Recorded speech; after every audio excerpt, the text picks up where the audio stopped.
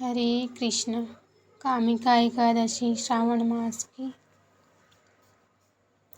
युधिष्ठिर जी ने पूछा, हे गोविंद, हे वासुदेव, आपको मेरा नमस्कार है।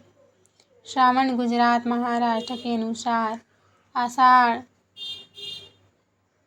के कृष्ण पक्ष में कौन सी एकादशी होती है? कृपया उसका वर्णन कीजिए। भगवान श्री कृष्ण जी बोले, हे राजन, सुनो, मैं तुम्हें एक पाप नाशक उपाख्यान सुनाता हूँ, जिसे पूर्व काल में ब्रह्मा जी ने नारद जी के पूछने पर कहा था। नारद जी ने प्रश्न किया, हे भगवान, हे कमलासन, मैं आपसे यह सुनना चाहता हूँ कि श्रावण के कृष्ण पक्ष में जो एकादशी होती है उसका क्या नाम है, उसके देवता कौन हैं तथा उससे कौन सा पुण्य होता है। हे प्रभु, यह सब बताइए। ब्रह्मा जी ने कहा, हे नारद, सुनो, मैं संपूर्ण लोकों के हित की इच्छा से तुम्हारे प्रश्न का उत्तर दे रहा हूँ। श्रावण मास में जो कृष्ण पक्ष की एकादशी होती है उसका नाम कामिका है। उसके स्मरण मात्र से वाजपेय यज्ञ का फल मिलता है। उस दिन श्री हरि, विष्णु, माधव और मधुसूदन आदि नामों से भगवान का पूजन करना चाहिए। भगवान श्री कृष्ण जी के पूजन से जो फल मिलता है वह गंगा, काशी, नैमिषारण्य तथा पुष्कर में भी सुलभ नहीं है। सिंह राशि में बृहस्पति होने पर तथा व्यतिपात और दंड योग में गोदावरी स्नान से जिस फल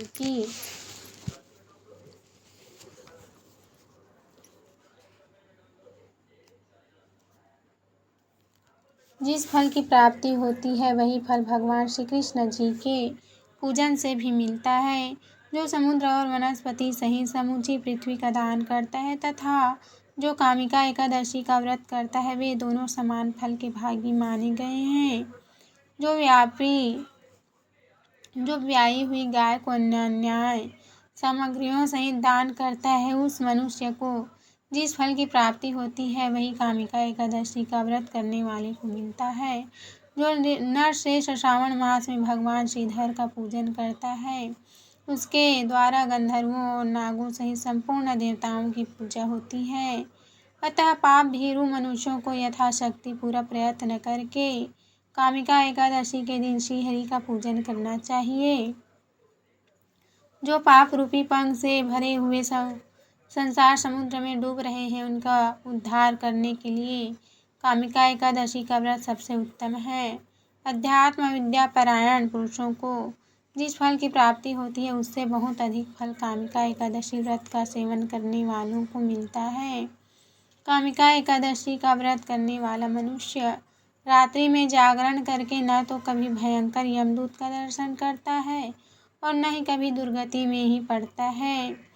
लाल मणि, मोती, वैदूर्य और मूंगे आदि से पूजित होकर भी भगवान विष्णु वैसे संतुष्ट नहीं होते जैसे तुलसी दल से पूजित होने पर होते हैं।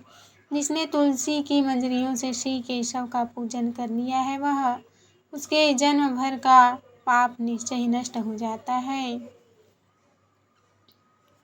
यादृष्टा निखिलाघ संघसमनी पृष्ठाव पुष्पावनी रोगाणामभिवन्दिता निरसनी सिक्तान्तकत्राशिनी प्रत्यासिद्धिविधायिनी भगवता कृष्णस्य सरोपिता नश्यनस्तात चरणे विमुक्तिफलदा तस्यै तुलस्यै नमः।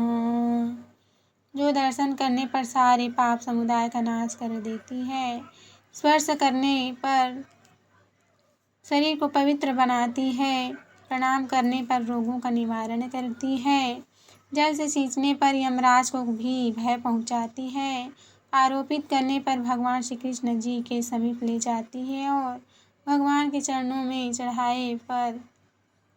चढ़ाने पर मोक्ष रूपी फल का प्रदान करती है, उस तुलसी देवी को नमस्कार है। जो मनुष्य एकादशी को दिन रात दीप दान करता है उसके पुण्य की संख्या चित्रगुप्त भी नहीं जानते। एकादशी के दिन भगवान श्री कृष्ण के सम्मुख जिसका दीपक जलता है उसके पिता स्वर्गलोक में स्थित होकर अमृत पान से तृप्त होते हैं।